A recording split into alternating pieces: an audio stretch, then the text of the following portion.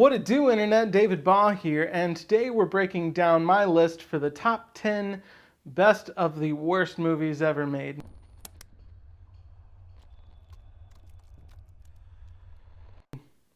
Now, sometimes you just want to turn your brain off and not think about anything for a few hours, and nothing quite does that like a truly awful movie. If you're going to be a filmmaker, then you should not only know where the top is, but you should also fully embrace the bottom. Everyone is going to make mistakes, and some of them put it right out there in front of you in such a way that it provides a shining example of what not to do with filmmaking. And further still, some transcend their flaws to become something worthy of praise. They made something, and I think that deserves its place on the fridge for a moment. So we're counting down some of the best examples of the worst movies ever made, the ones that took awful to a whole new level, expanding your vision of what movies you wished you had never seen before. Number 10, Mac and Me. If you liked E.T., then you are really going to hate this. When a NASA spacecraft lands on an unknown planet and accidentally brings back aliens with their rock samples, those aliens try and escape, and the youngest gets separated from his family and winds up hanging out in this totally normal everyday McDonald's doing normal everyday handy-capable kid stuff. I think that pretty much speaks for itself. Battlefield Earth. Written originally by L. Ron Hubbard, the founder of Scientology, starring some notable names from the religion, such as John Travolta, which is probably the only way that somebody could have looked at that script and thought, man, this is going to be worth $44 million. It has all the trappings of a real organization, but at its core, it's just watered down bullshit with no merit, similar to the religion and the author that set it all up. Sweet Movie. A woman competes in a contest to see who the best virgin is, and the prize being that she would get to marry a guy with a lot of money.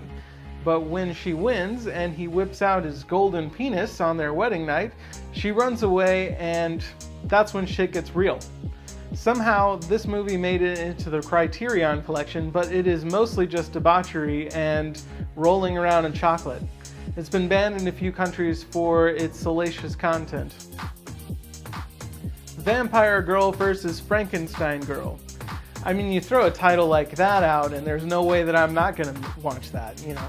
I didn't know what I was in for with this one, but I was absolutely pleasantly surprised. Frankenstein Girl goes around the school looking for all of the best parts that she can gain for their strength and merit, and the Vampire Girl tries to stop her, which is a pretty likely story. It's from the same director that gave us Tokyo Gore Police, and there are gallons and gallons of blood in glorious fashion in this movie. Plan 9 from Outer Space. Directed by Ed Wood, this movie has everything that you never wanted to see all in one place. The movie that decided it didn't know which bad guy it wanted, so instead it just went for all of them, throwing vampires, aliens, zombies, and all sorts of other things together.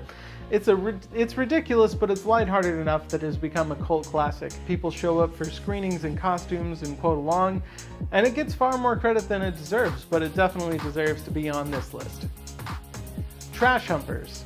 This movie is exactly what you would think it would be given nothing but the title. It's just a bunch of kids running around in old age makeup for seemingly no reason, humping trash for pretty much the entire runtime of the movie, which is shot on VHS. It wasn't even their first or last movie. The same guy that wrote and directed this awful piece of cinema also went on to shoot Spring Breakers with James Franco. Maybe I should just make up some awful movie and lure James Franco into working with me. 127 hours of dope. Much love, bro. Trolls 2. A family goes on vacation to the town of Nilbog, which is goblins spelled backwards. They get attacked by goblins, and some people die, I guess. Just couldn't find a way to work trolls into it, and it also has nothing at all to do with the original Troll movie. It features awful dialogue, an incomprehensible storyline, and a bunch of midgets in burlap sacks with spears, and, you had me at midgets with spears. The Room. You're tearing me apart, Lisa! This really exemplifies the worst that cinema has to offer, and no list would be complete without The Room. It even spawned a movie coincidentally starring James Franco as Tommy Wiseau about what it was like making such an awful movie. It's a train wreck that you just can't look away from. It's famously shot on both 35mm film and digital side by side, with 10% of its story making up awkward sex scenes and oh hi marks. It's a recipe for disaster, and if you love bad movies, then this is one you can't miss. Birdemic Shock and Terror and Birdemic 2. Even with as bad as The Room is, this movie almost makes even Tommy Wiseau look like a competent filmmaker. Almost. They didn't even get the basic laws of nature correct, as birds are just exploding at random. I've seen this movie several times and it still amazes me how stupid it really is. They even got a sequel, which they brought back every single person from the original, and it just gets worse from there. I would almost believe that the filmmakers had never even seen a bird before, and there aren't any in the movie, at least not close up, other than the really awful CG birds that are just flapping their wings in unison. If you're going to watch it, I wouldn't recommend doing it sober, but if you approach it in the right mindset, it can be a great time. Now for our number one pick and the best of the worst movies ever made, The Holy Mountain. The Holy Mountain is the best and worst thing that I have ever seen, and it truly exemplifies this list. You almost can't even review it. I couldn't even tell you what it's about, and I've seen this more than a dozen times. Ebert and Roper gave it 2 thumbs up. It has a 7.9 on IMDb and an 81% on Rotten Tomatoes, which is just bananas. It's written by and directed by the former shaman to the Beatles, Alejandro Jodorowsky. It was a 17-page script meant to give its audience the feeling of taking hallucinogenic drugs without having to take anything. I would say that it absolutely succeeds in that regard. It has some of the best shots that I've ever seen, but what the fuck have I done to myself? This movie taught me a very important lesson in my life. You can't unsee things. I couldn't even guess how many animals had to die, probably up to the PETA levels. The whole movie, you bounce from wanting to claw your eyes out to being genuinely enthralled with what you're seeing. I find myself comparing every movie I watched to Holy Mountain as a litmus test for good and bad.